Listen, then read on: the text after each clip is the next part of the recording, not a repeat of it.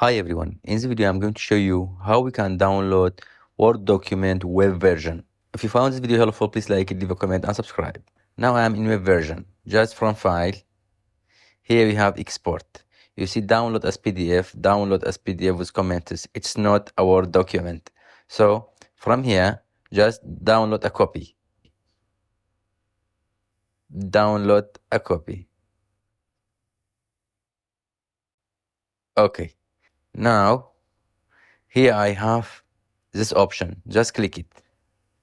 Okay. I put it here and I change it proposal authenticity channel name, for example, 2. Save. Okay. Show in folder. That's my new Word document. I just downloaded. Double click on it. Yes. Enable editing. Okay. That's the way to download a web version document to your PC. Have a nice day.